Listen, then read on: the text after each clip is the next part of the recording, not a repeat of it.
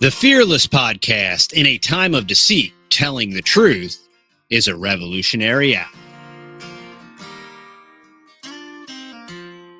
All right, y'all. Welcome back to the Fearless Podcast. This is episode 79, and hope you're all having a great day. I have another awesome guest that I want to introduce y'all. This is Tag from Life Done Free on YouTube. Hey, Tag, welcome to the Fearless Podcast. How you doing today, sir? I'm doing great. Thanks for having me on.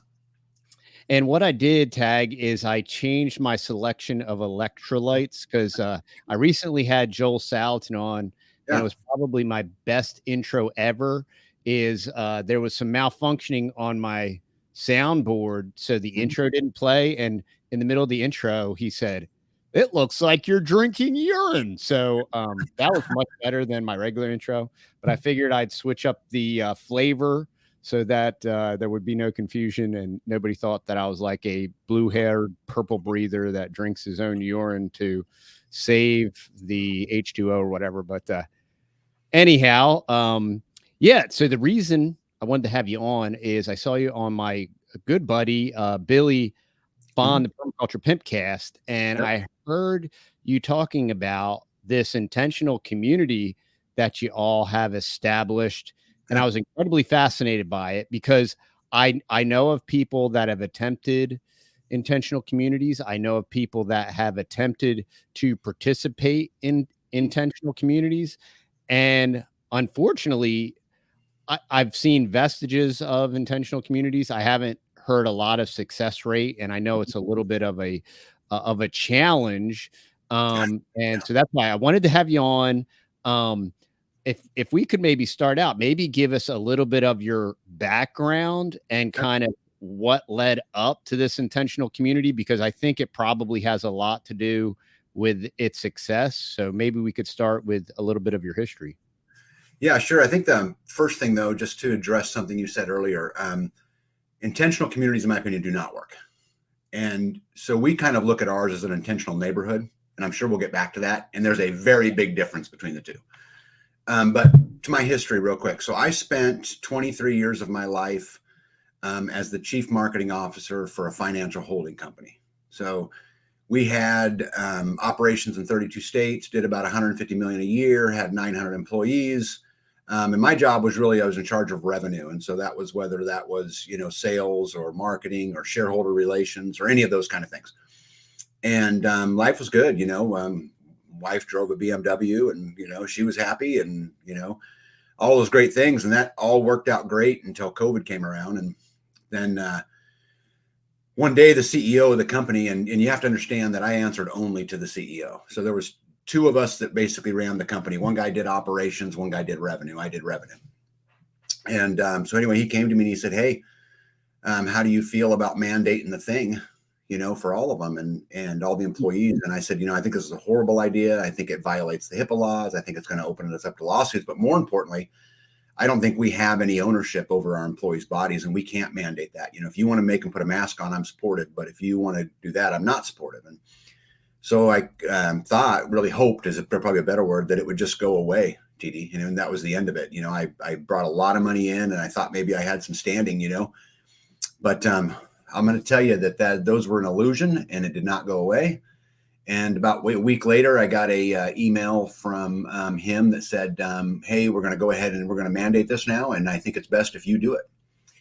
And it's so funny to me looking back at that moment, because it really wasn't about anything but control, in my opinion. I bucked him directly, and he didn't like it. And I've never asked him, because obviously we don't talk anymore. But I often wonder if he did that purely because I went against the grain, for no other reason than that. But hard to say. But anyway, so when he said that, I told him, "Yes, sir. I get a meeting together," which I did.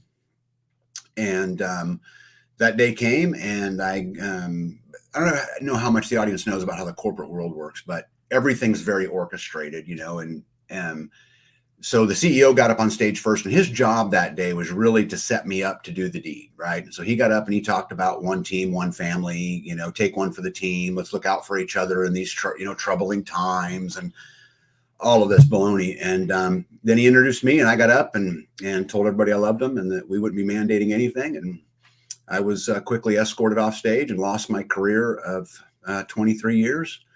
And then I woke up one day and like, man, I'm unemployed. I'd never been employed before, ever in my life, not one time. And, now what do? Do I just go back into it and continue to be a slave to the system and continue to be in a place where one person's arbitrary decision could take everything I worked my whole life for? Do I continue down that road, or do I do something different? And so I came home, and, me and my wife had, previous to that meeting and then after the meeting, had done a lot of, tribulation, searching and trying to figure out what was right for us. And so we took all our money out of the market and built a big, beautiful 5,000 square foot, completely off-grid home. And it's kind of a super house in a lot of ways. It's got many sources of water, and we've got big power, and I live like everybody else does. I have air conditioning. I have, everything everybody else does.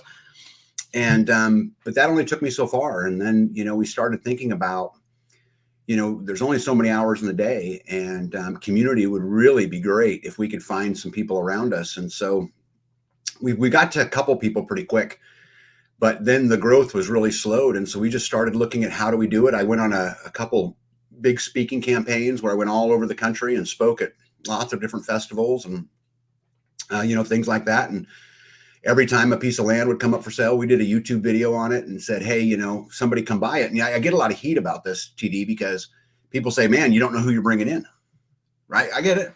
From an opposite perspective, totally get it. But here's the thing.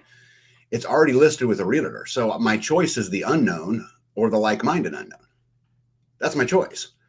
And so we filled it. And what went from just a couple of us that, between the two of us had 80 acres of land to now we control over 1,200 acres of land, and there's homesteads all around us. And we're beginning to control things like the political narrative in our county. The county commissioners, sometimes we have someone even actually on the commissioners, but we don't this cycle. But, they know what's coming when we show up, and, we get people on school boards, and, we have our own medical system we've created up here. And now we just spend our days trying to build infrastructure and, trying to help each other out and grow gardens and raise animals and build buildings. I was telling TD before we started today that the community is a zoo right now. We've got many houses being built. We've got lots of barns being built. We've got firewood trying to be put up. There's harvest time going on. And so, it's kind of a zoo.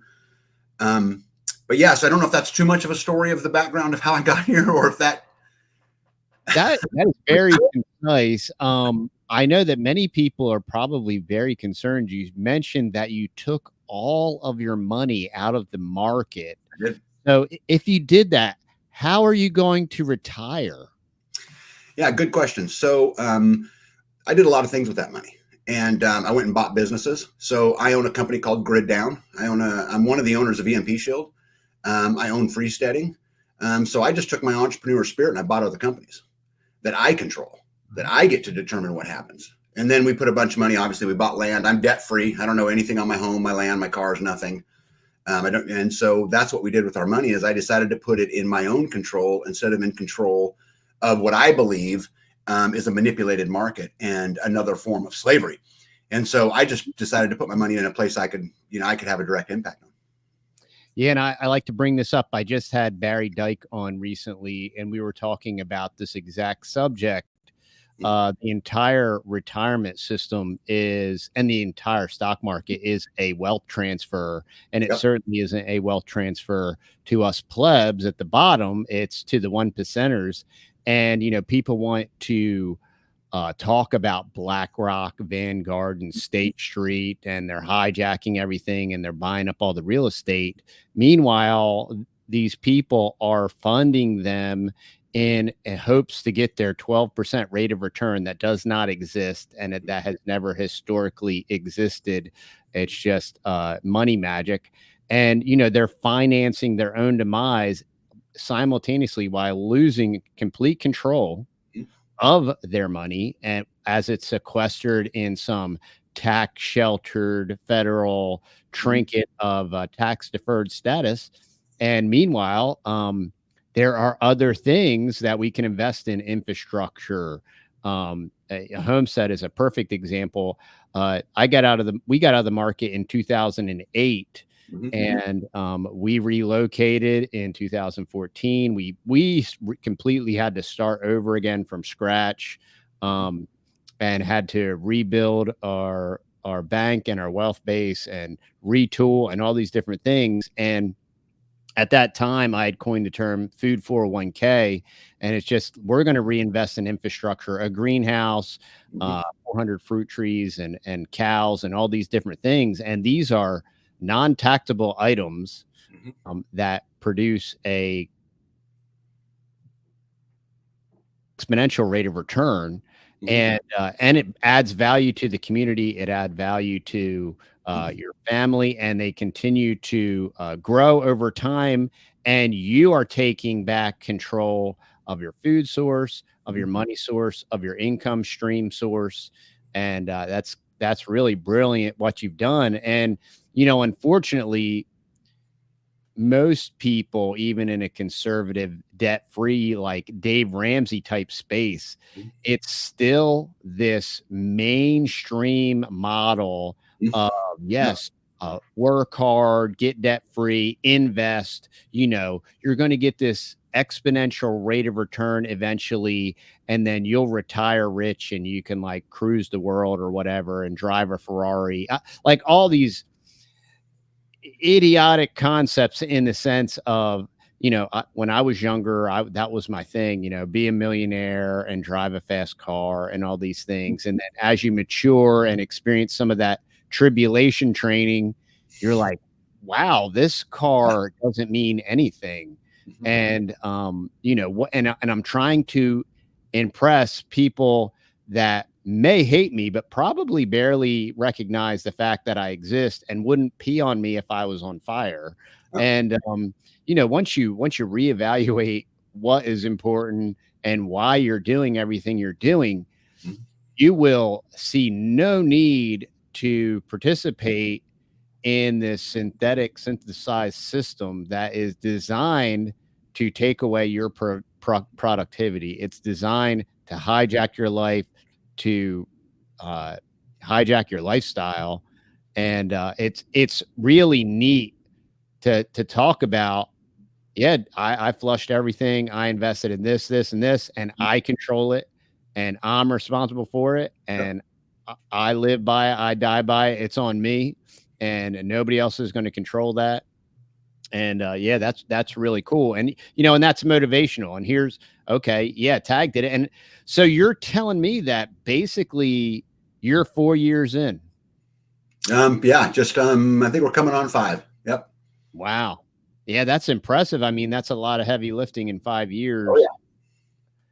So you went from like 60 acres to 1,500 acres within the people within your community.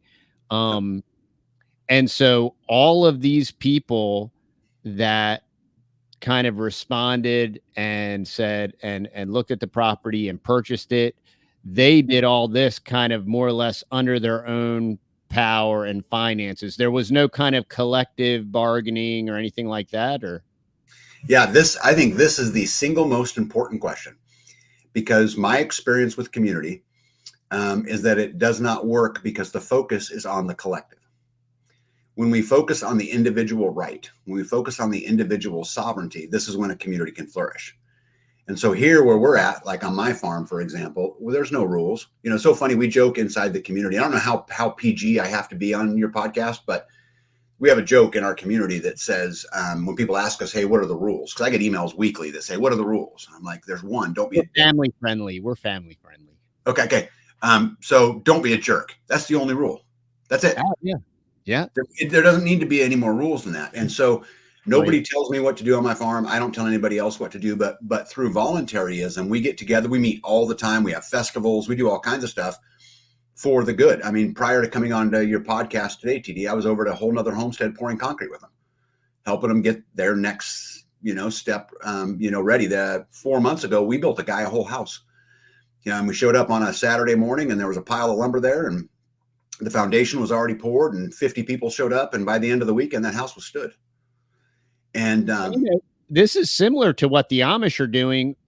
They do financially operate in more a collective spirit, but I mean, you're basically doing what they've demonstrated with a libertarian flair that I very much like, and that is the key. I mean, well, we know that from our founding and with the Pilgrims And historically, we know that that's a fact. And you're basically reinvigorating it and eliminating the victim. Because what I've experienced, is you get a lot of people that are interested, Yep. and they'll come and they'll visit, and after 48 hours of conversations, maybe you'll have a couple significant, substantial conversations, and you'll know that if they're a giver or a taker. Yep. And unfortunately, in society, 80 to 90% of people are, okay, I'm going to move here and in proximity to you. And what advantage, like, what am I going to get out of that? Like, how is this going to advantage or benefit me? Um, and that's like the immediate red flag of like, no, if you want a community and you want support, you bring your assets to the community, you bring your value, you bring your solutions. Jim Rohn says, don't bring your problems to the market, bring your solutions. So you bring your solutions to the market, you bring it to your community, you bring your value, you bring your expertise, whatever maybe niches that you might have, or explicit skills or assets or different things. You bring those in and say, hey, how can I help? How can I bring value? And then the community will say, sure, yeah, this is great. If you want to help here, hey, in turn for you helping here, you know what, I can do this, and I have this value, and I had these assets. And that's how that synergy takes place. So you all started with just a couple families, and with the 1,200 acres, how many folks are involved now? Okay, so this is actually a long topic, because I have to kind of explain what how I define community, because community, a lot of people look at as the singular thing, and it's not. And if you look at it as singular, I think you miss out on so much. So to me, I look at community as interlocking circles, and there's many of them. And so, like, for example, the clan, what we consider the clan. So the tag clan is me, my wife, my family here, my farm, my clan. My clan is sovereign, and everything is built on the sovereignty of the clan, everything. But if you get a couple clans together, you got a crew, right? And so if you can get 8 or 10 clans together, now you got a crew that can build barns and can do those kinds of things, right? You get a bunch of crews together, you get a mag. And if you get a bunch of mags together, then it forms the mind. And so we look at it as 4 gigantic interlocking circles. So when you ask me how big the community is, which one? So if you start at the outside of the mag, like, for example, I sit on a board with Joe Salatin for a process. So I consider him part of my mind, like-minded, right? All over the globe. We do, I have other ones in other states we do commerce with, and we do things like that. So if you look at the mind, it's many thousand. If you look at the mag and you just talk about it from a geographical perspective, within 200 miles, there's 1,000 of us. But if you look at it through 100 miles or, 75 miles, there's probably 80 or 90 of us. But there's a couple things you said along this that are super, super, super important. The takers versus the givers. We have figured out a way how to vet all of that. And really, it kind of vets itself. Let me explain, because I think this is really important as people are building community. If someone's going to move down to where I live and invest $250,000 of their own money, or whatever it is, right? $100,000, whatever, to buy land, to build, to put that infrastructure in, you're weeding out a lot right there, because they have skin in the game, right? So that's a whole lot. The other thing is, and I have to explain this to people a lot, is that just because you come down here and buy a piece of land doesn't mean that you get to pick up the phone and say, hey, well, everybody come build me a house. That's not how that works. You earn it. There's a credit score, and it's nothing we write down. It's nothing that's on paper. It's none of that stuff. But at the end of the day, if you call for help, everybody will show up if you're helpful. If you're not, they won't. It's simple. If tomorrow I wanted to do we call them homestead rotations. If I wanted to do a homestead rotation on my property to put firewood up, there'd be 75 people here, but it's because I attend every event. I help every farmer. I'm involved. And so we have people in our community who are barely involved. And then when they come to me and go, how come only 4 people showed up? I have to tell them the truth. So it's kind of self-fixing in a lot of ways. But you're a meanie. I'm going to help them who help me. I'm a busy guy. That's right. But it works really well. We don't have a lot of drama. We don't have a lot of those problems. We've had some bad things happen along the way, little things, but generally it runs pretty smooth. And, I would never go back. It's been an amazing experience. This is fascinating. Are you going to do some type of documentary? What's funny is, you know who Jim Gale is? Yes. Yeah. Okay.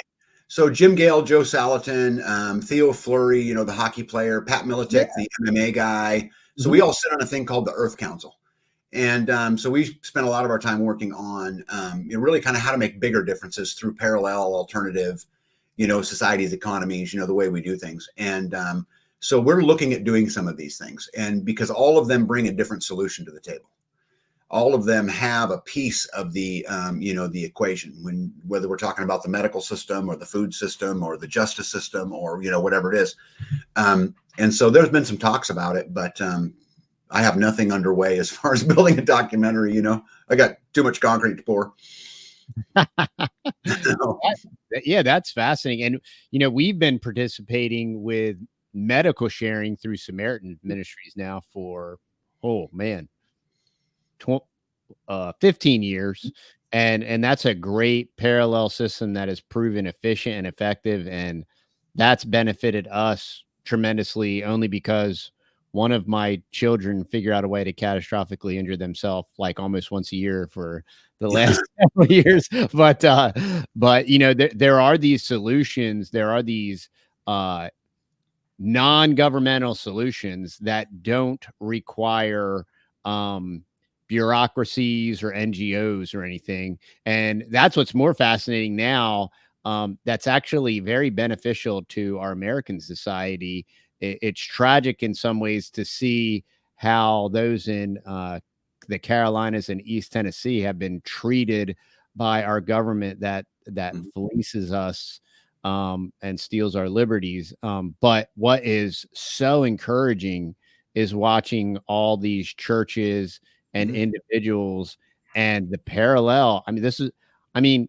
This is exactly when you talk about parallel society, parallel community, and you talk about that overarching community, not geographically located in any particular place, is we are watching that in action. And if that just as far as proof of concept, the death toll and the negative impact of this weather event would be 10 to 20 fold what it actually is. And hey, God is sovereign, and God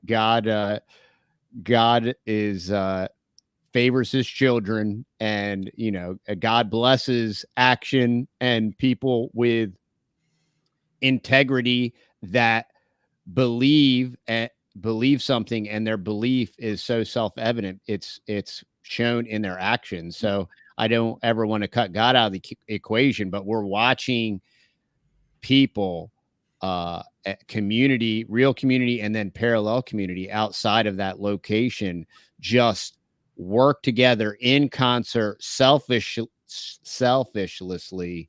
And it is inspiring to watch, and especially in light of this new Clown World 3.0 psychological operation that we're all trying to be. That's just, it infects every aspect of our life. It's very encouraging. And what you're doing, if somebody could document that for this Zoomer generation, because that's real, don't write a book or anything, that takes too much effort, but on a video, preferably less than 15 minutes or something like that. I'm joking a little bit, but yeah, I've done a lot of videos on community and, kind of how it works, but there's so much stuff you said there, TD, medical system. We found a like-minded doctor in our area who was sick of all of it and helped him open a clinic. At the time, back in 2021, when that whole process first started, it was one little clinic. He took no insurance. We all paid him $75 a month. Today, there's 9 clinics across the northeast corner of our state, and he's exploded. And it's his business, sovereignty. It's his. We have no say in it. We have none of that, but we're all members of it. And so we built our own medical system here. And, that works out. I love it. I'd never go back. They have little lockers outside of the clinic, and it's really neat when you call in and say, hey, I've got blah, blah, blah, and they need to prescribe you something. Let's say, for an example, They say, hey, it's in locker number 2, and here's the combination. And it's just, Oh, wow. yeah, it's just totally Midwestern. You know, you walk right in the door, there's a gigantic sign that says common sense medicine. And, you know, we continue to build the systems. Because here's the thing, and this is my opinion. I think that every time we have to ask permission, and if you're curious who you have to ask permission from, open your checkbook. That's all you got to do. But every time we have to ask permission is an avenue of attack, in my opinion. It's a way for them to put their thumb on you. We call it stroke here. And so our mission inside our community, and also in the communities we're now reaching all over the country, our mission is to eliminate the stroke. And so you ask any general of any conflict. I'm a veteran. I promise you they will tell you. If you ask them how many fronts you want to fight a battle on, they'll tell you one. Because every time you have to fight an additional battle, right, it splits your resources. And so my goal is to minimize the number of fronts that a thumb can be put on me. This is why I'm off grid. This is why I produce my own energy, why I have my own water, why I have no debt, why we grow our own food, why we do all of these things. And I think through that method, if enough of us do it, we don't have to fight them. We just have to ignore them. And if we can create those parallel systems, and we can do that, and I can do commerce in different places, different communities, what we call yoking up around here. If we can do those kinds of things, it fixes itself, much like how we vet a community. Yeah, there's a lot to unpack there, but I mean, so the concepts that you're speaking of are ancient, and they're historically true. How do you re-educate people, between the government school system, the Prussian model, and the worker bee mentality, and the collective, the hive mind, and the greater good? How does that, I guess it's just a self-sorting system, or I think there's more to it than that, TD. I think, that people our age, so, the what's left of Generation X, and, some of the generations that come beyond us. I mean, we reach them by every time we go out and speak, and every time, we talk about these ways, and we do the best that we can. But I think there's a bigger way out there that I think we really have to focus on, and that we focus on heavy here. And this is not a anti-homeschool message I'm about to give, but the one thing about homeschooling is that you're saving your children. But what about the other ones? And so we focus on changing the directive of schools. We have a particular school that we put a lot of energy into up here, and we help control the narrative of what goes on. And I'll give you an example. In my state, they were the only school in the state not to mandate the mask. They teach cursive writing. They teach the Declaration of Independence. They teach the Bill of Rights. They teach all of the things that are important. And it's because we're active, we're involved, we've got people on the school board.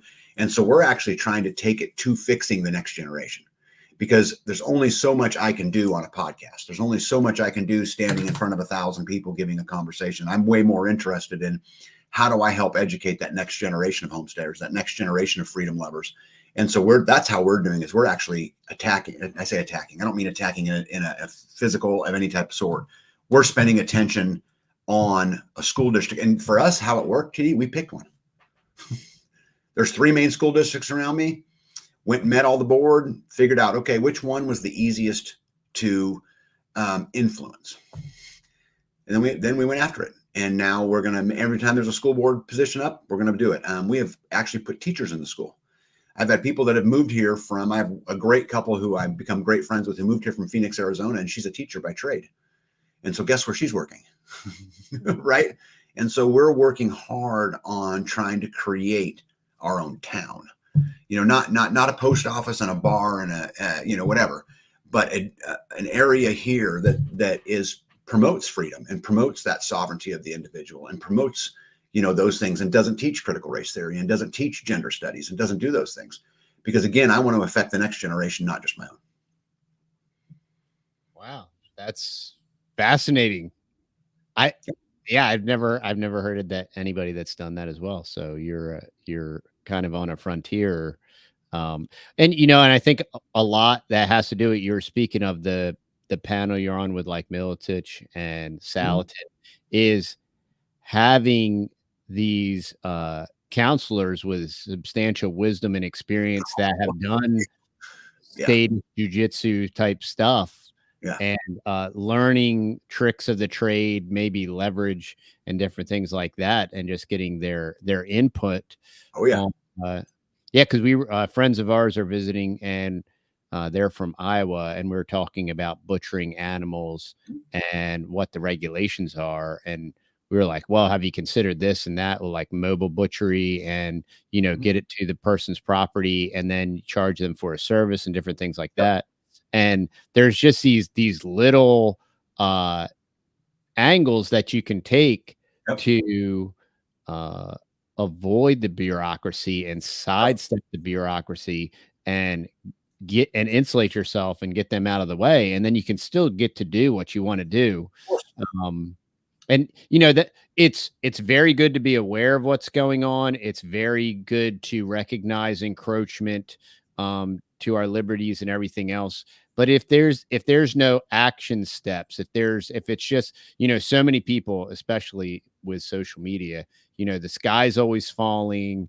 and are you aware of this next terrible thing that's this week? And and they get lots of views and all this stuff. And thanks for telling us and making us aware of this. But like, if there are no actionable solutions Mhm. or illustrations from others, like, hey, look what Tag's doing. Like, he's doing all the stuff that 90% of the people that you talk to, they would say, you can't do that. That's impossible. Like, he couldn't have done that. And and then you keep the consistency. That's the only reason our YouTube channel still exists. They've tried to nuke us like 1,000 Mhm. times and demonetized us, and now Mhm. we're somehow remonetized or whatever. And the only reason I've wanted to keep our YouTube channel is, like, I want people to be able to go like, oh yeah, you remember those Texas boys? You remember those little boys with like their hammers and sawzalls that cleared that whole like 2 acre deal with like a Milwaukee sawzall? I Mhm. wonder what those crazy kids are doing. You know what I mean? Yeah. And so I stick around for historical purposes to encourage other people and hey, look what those crazy cats are still doing, and we say all the time, observe the masses and do the opposite. I mean, the social planners have brainwashed and manipulated the masses, and only only a small remnant of those people are going to wake up. And I mean, this is just a historically proven fact. It's unfortunate. wouldn't Yep. wouldn't we want this great revival and just everybody's eyes to be open and to see?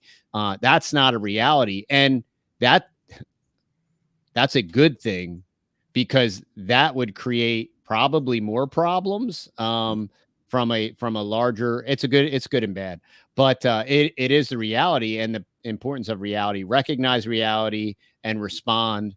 That just a lot of people are never going to get it. The older generation that have got so much indoctrination, and they're so mainstream, and they're completely disconnected from any type of alternative information or thought. It's just, so, but that's brilliant about training that next generation and putting a system in place. I mean, that is critical and key. And that is why we homeschool. And and from our perspective, we have 6 children. Mhm. um and to us, it's very important. We are as Americans, we are a dying inverted demographic. Mhm. Yeah. So it is our goal to, not just have children and raise them, but live a living legacy with them. So Mhm. we're building, growing, and doing. And that's why we purchased the different parcels of land we have, because it's like, if we can, in real time, if we can gift them their inheritance, right, Mhm. in real time, and then help fund and finance their dream and their goals, and we can do that collectively as a family, that's community building in and of itself. And then you'll have multiple homes, multiple properties, and maybe you'll only need one tractor. Oh, everybody doesn't need a tractor. We have a tractor that we can share as a family. Dad owns the tractor or whatever. And then, and then they spin off their own different ideas and businesses, which is what's happening now. My boys, they had some super explosive growth on YouTube in a 3-month window, and our website sales exploded and ad revenue exploded. They took all their money, and they bought a mobile sawmill, and they were doing some mobile milling, and then they bought 2 work trucks. They bought a F-350 and a Tacoma, and they started a handyman business, and their business has just blossomed.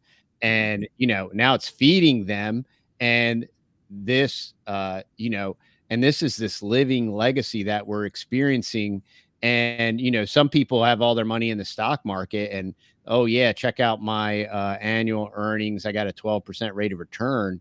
And when you look at the value of investing in people and in your family, I mean, what's the rate of return on that? Like, 20 acres, 2,400 square foot house, a couple trucks, an active business, neighbor stopped by yesterday. Oh, hey, you're the boys that do the stuff. And yeah. And hey, come check this out at my house. Or, the local auto store is like, hey, we need somebody to install these signs. And the boys, oh yeah, we do that, and they sign the deal like same day. And I mean, the rate of return on that is you can't put a number on it. And it just, the exponential growth of that is fascinating. And if people could get a hold of that, it could be revolutionary. Yeah, well, I think money is the land of make believe anyway, and so you're much better off having knowledge, having skills, or having assets, than having money. Money has almost no value to me personally, and if I get money, I'd rather dump it into something that I actually own. But I've watched some of your guys' videos. I love that your boys build his own house, by the way. That's super cool. We built our own house. I'd never built, wasn't really my world, but I did a little bit of it when I was in high school. But it's a great experience, to go through. And hey, I'm going to tell you something too. We have many people in our community who homeschool. I'm just telling you from a community effort, but even those that homeschool are involved in the school efforts, because we are really trying to reach that next generation. We're trying, because I don't know how we can stop this without it. I don't know how we can actually make it down. Corruption is so deep, and it's at every single level. We got to find another way.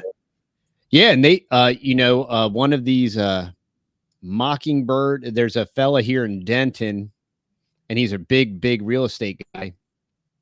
And his name's escaped me. Wexler, I think his name is. And he just exposed that local municipality and school district. They're fudging all the property tax numbers. And he's showing how they're manipulating it, and they know it's going to collapse and all these different things. And this is all predicated on this, school bond bills and all this stuff. And it is a takedown and a shakedown. And they're creating a house of cards that they know is going to collapse. So, if people can get actively involved and steer the ship, only good things can come from that. If everyday people that are paying attention and know what's up and are familiar with our founding documents and what natural law is and what law in general is, because the predominance of what's going on here, they always want to paint anarchy, and voluntarism and all this stuff. And what's going on is a corporate deep capture. Everything is completely de facto and absolutely on paper illegal. And, we have been deep captured by bureaucracy and transnational monolithic mega corporations. And that's what's going on. Yeah. Yeah, I have a very distinct advantage because I grew up in that industry. And, but here's the thing. If you're an entrepreneur, if you believe in yourself, you'll be fine. It's really nothing harder than that. I've opened many businesses in my life and continue to do it. A right deal comes tomorrow, I'll open another one, but we can absolutely beat them. We just have to take responsibility and accountability, and specifically for ourselves and our own needs, our children, what they're learning, what they're eating, equally important.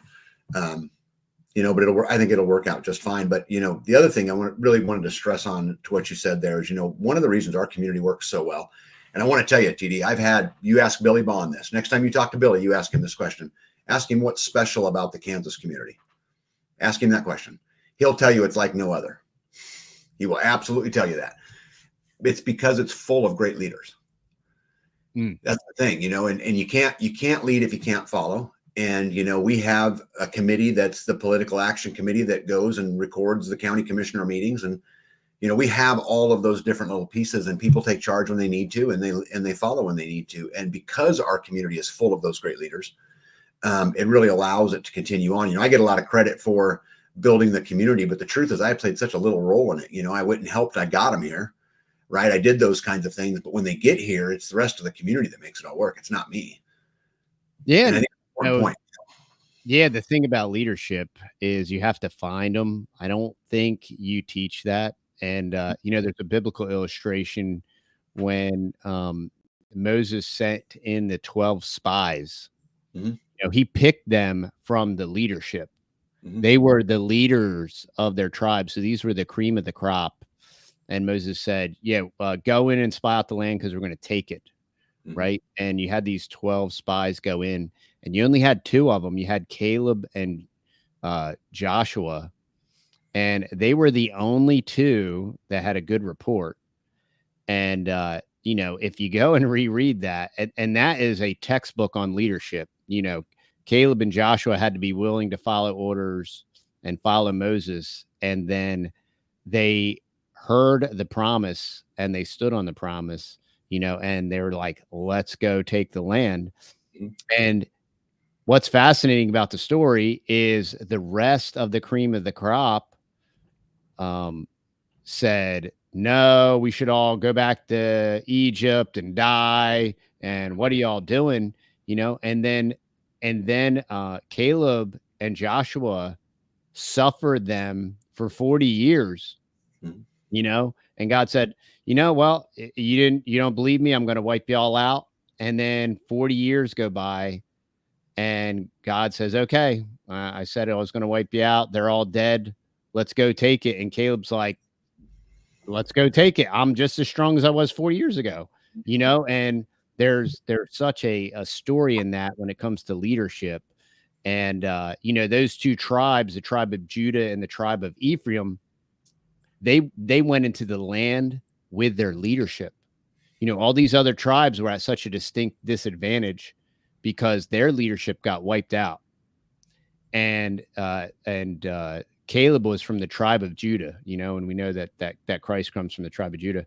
But there's an incredible story on leadership, and leaders aren't made, leaders are found. And I mean, that's a huge blessing that somehow your community were able to accumulate that leadership, because there is a dearth of leadership in America. And, I read lots of books on leadership, and leadership is important. And I mean, leadership is personal responsibility, right? I mean, how are you going to lead if you're not going to take personal responsibility? What are you leading? Where are you going? The whole concept and notion of leadership is personal responsibility. Like, well, if nobody else is going to do it, I'm going to do it. Okay. Who's with me? Let's go. Like, not like, hey, you go do this. No, let's go. No, I'm going with you. You can follow me. Listen, you don't even have to go. I'm going. This is what I'm going to do. If you want to help, let's go. And I mean, that's leadership. And, that's fantastic that you have a accumulation of leadership, and that is key. And I don't think there's a formula for that. I think that is a kind of like a self-filtering thing. And leadership attracts leadership. So, I mean, I guess that would be a, and from that standpoint, I talk about this all the time too, is like, if you have the liberty and ability to speak the truth, and you have the freedom of speech to speak, if we do technically have that or don't have that, that's a whole different discussion, is what are you saying? And why are you going to pull punches? And why are you going to be pragmatic?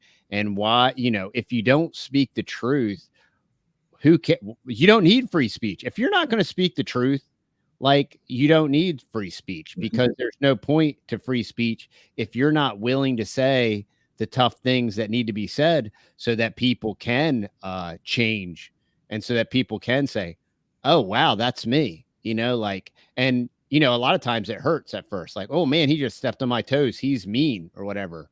But what he said was true, and then once that rings true, like, well, I have two options. I have to change, or I have to digress to my previous state and be a victim and blame everybody.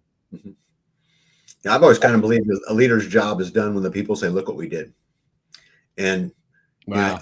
I apply that to everything I do. And at the end of the day, if if I can bring out the best in somebody, then I am their friend. If I can get them uncomfortable, then I am their friend, because that's the only place they're going to grow. And if we all do that to each other, we're going to be at our absolute peak 100% of the time. And our system, I think our system helps bring in those leaders, just how it's kind of self-selecting in a lot of ways. And they got to have skin in the game, and then they have to be able to demonstrate. And if they don't demonstrate, it won't happen. It's so funny. I have a great couple down here. We call him Indiana Mike, but they came from Indiana, which is why we call him Indiana Mike. But anyway, they had asked me very early on in this process, how do you get into the inner circle? And I said, it's easy, get involved.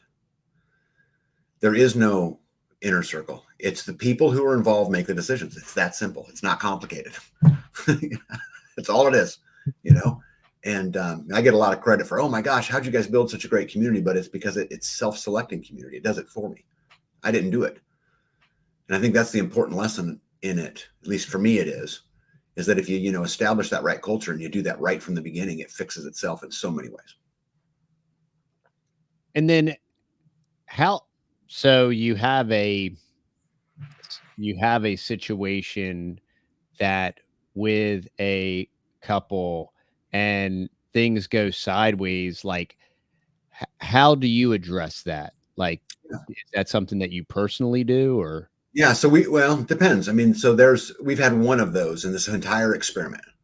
Wow. And it was actually one. And it was a case of a guy who wanted to live out here, which, by the way, I have no control over who buys what. If someone wants to buy land, they buy land. That's that. If they want to be involved in the community, they'd be involved in the community. But either way, so we had this happen. And so this guy asked, hey, I'm looking, for a piece of property. Can I park my camper on somebody's land? So someone said, yeah, sure, go ahead. That'd be great. And then he, wasn't helping out, making a mess, blah, blah, blah, blah. That homesteader asked him to leave. He left, found another homesteader. Second issue, kind of the same thing.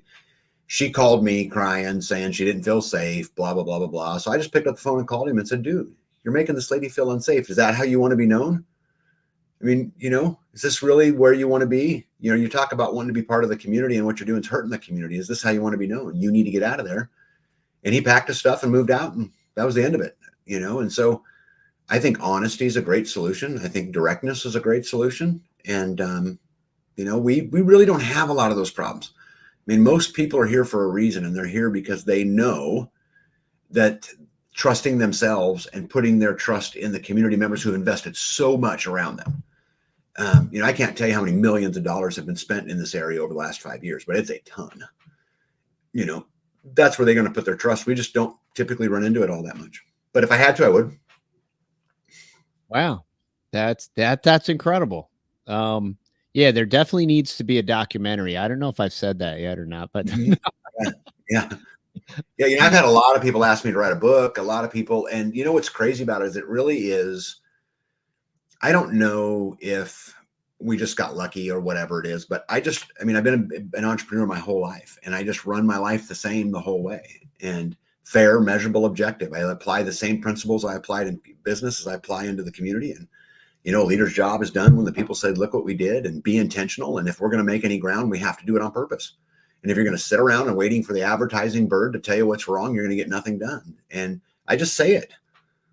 And, yeah. I mean, yeah. And you bring up, I did, we talked about this maybe a couple months ago about the whole entrepreneurial spirit. And that's what we've instilled in our children, this spirit of entrepreneurism. And there is, just like you said, that's the way you've always lived your life. That's the way you do Yeah. business, that's the way you do your life. And I mean, there's so much to that that it's a very deep subject, and it's fascinating, and it reinforces the whole idea of personal responsibility, and why I've always been very successful. Prior to moving to Texas, I was always self-employed, Mhm. and I was a financial planner for 11 years, and but I was an independent contractor for two guys with about 60 million under management or something like that. Yeah. But when I moved here, I got a job for a construction company, and I went from their lowest paid my first year, their lowest paid sales guy, to their top earner, and I've held that spot for the last, I don't know, 8 or 9 years or whatever. But and everybody's like, "Wow, how do you do this?" I'm like, "It's my business." I'm like, "This is my Right. business."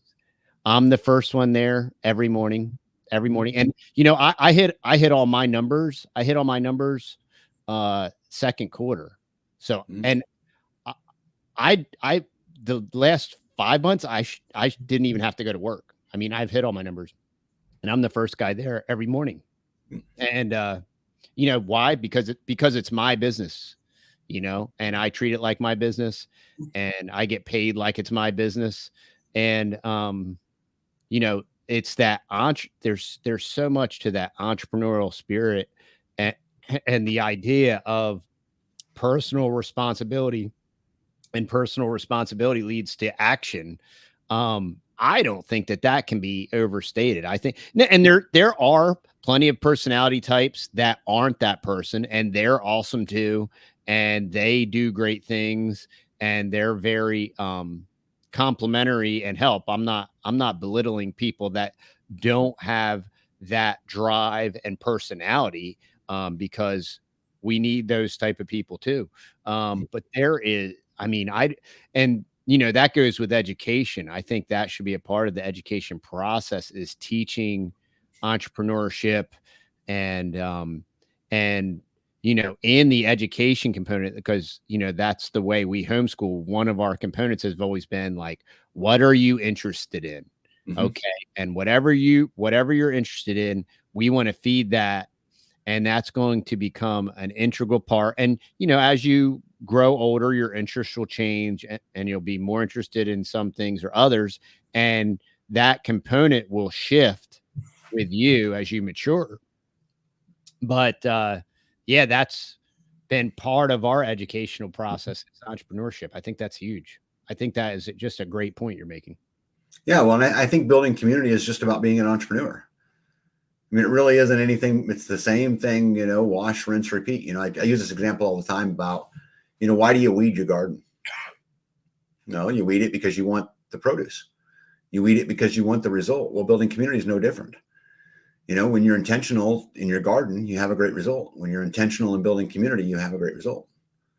That's all it is, do it with a purpose. Get up, take one step in front of the other. The other thing is, I make building community part of my everyday chores.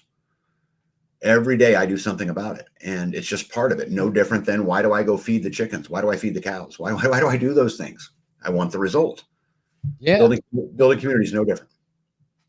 It's fascinating how simple, like, the ideas are so simple, Mhm. action is key, but the fundamental components are self-evident, they're common Yeah. sense. And when you say something that just makes you're like, "Oh, yeah, I never really thought about it like that, but yeah, that's brilliant," and the most brilliant things usually are the most simple. Mhm. And this has just been an awesome conversation. I appreciate you investing your time Sure. with us. If the listeners wanna get more information, where can they find you, Tag? Yeah, so they can find me on YouTube. My YouTube channel is Life Done Free, and we have Facebook pages and those things, although I'm not super great at staying on top of those. But you can find me on the YouTube channel, but also I own a social media platform called freesteading.com. It's free for everybody. And it was built to help people find people where they live. And so there's state pages, and there's tons of people in, like the Tennessee page has 800 people in it or something.